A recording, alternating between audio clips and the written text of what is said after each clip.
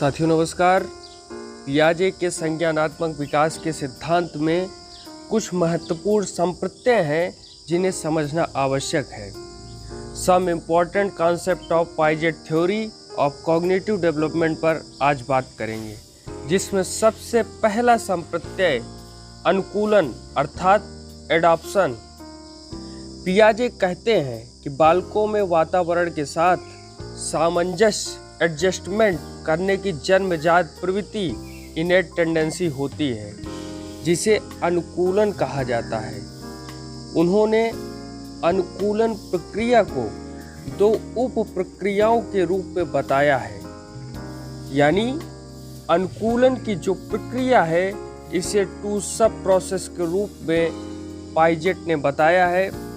वे हैं आत्मसातकरण एसिमिलेशन तथा समायोजन एकोमोडेशन।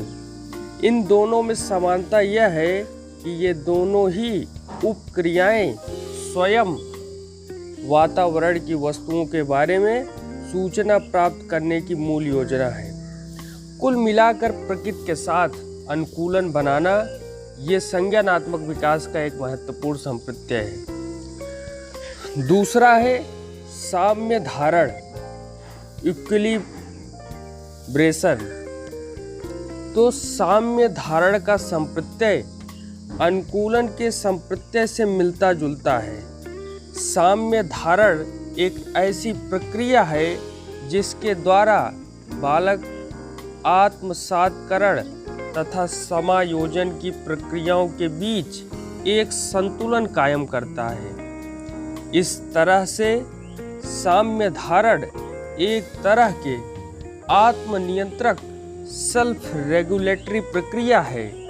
पियाजे का कहना था कि जब बालक के सामने ऐसी परिस्थितियां या समस्या आती है जिसका उसे कभी अनुभव नहीं हुआ था, तो इससे उसमें एक तरह का संज्ञानात्मक असंतुलन कॉग्निटिव डिसइक्विलिब्रियम उत्पन्न होता है, जिसे दूर करने के लिए या जिसे संतुलन बैलेंस लाने के लिए वह आत्मसातकरण या समायोजन या दोनों ही प्रक्रियाएं करना प्रारंभ कर देता है। यही थ्योरी साम्य धारण की थ्योरी है। तीसरा महत्वपूर्ण संप्रत्यय है संरक्षण, इसे कंजर्वेशन कहते हैं। पियाजे के सिद्धांत में यह महत्वपूर्ण संप्रत्यय है। संरक्षण से तात्पर्य वातावरण में परिवर्तन और स्थिरता दोनों को पहचानने व समझने की क्षमता तथा किसी वस्तु के रूप रंग में परिवर्तन को उस वस्तु के तत्व सबस्टेंस में परिवर्तन से अलग करने की क्षमता से होता है। पियाजे के सिद्धांत का यह ऐसा संप्रत्यय है जिस पर मनोवैज्ञानिकों ने सबसे अधिक शोध किया है। चौथा संप्रत्यय है संज्ञानात्मक संरचना। इसको हम कहते हैं कॉग्निटिव स्ट्रक्चर। किसी बालक का मानसिक संगठन या मानसिक क्षमताओं के सेट को संज्ञानात्मक संरचना कहा जाता है। रिली, लेविस तथा टैनर भी कहते हैं कि बालक के मानसिक संगठन या क्षमताओं को ही संज्ञानात्मक संरचना कहा जाता है। द मेंटल ऑर्गेनाइजेशन और abilities of any particular child are his cognitive structure. इसे किसने कहा है? रिली, लेविस और टैनर ने कहा है।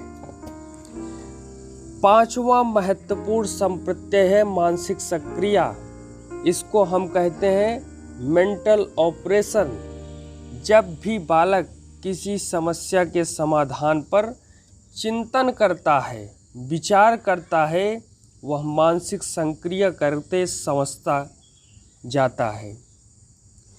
पियाजे के सिद्धांत में मानसिक सक्रिया चिंतन का एक प्रमुख साधन टूल है।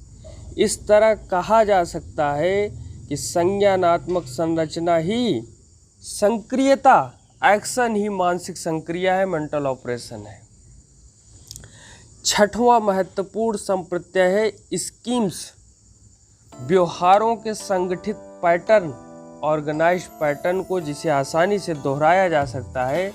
जैसे बालक स्कूल जाने के लिए जब अपना किताब कापी वर्ग रूटीन के अनुसार होता है, ठीक करता है, स्कूल ड्रेस पहनता है, जूता पहनता है, तब व्यवहार के ये सभी संगठित पैटर्न को स्कीम्स कहा जाता है। स्कीम्स का संबंध मानसिक संक्रिया से स्पष्ट है।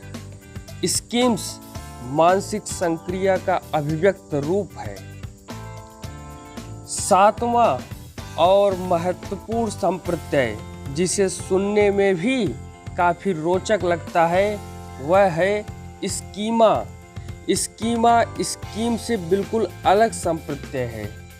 पियाजे का स्कीमा से तात्पर्य एक ऐसी मानसिक संरचना से होता है जिसका सामान्यीकरण अर्थात जनरलाइजेशन किया जा सके। स्कीमा इस तरह मानसिक संक्रिया तथा संज्ञानात्मक संरचना से काफी संबंधित संप्रत्यय है।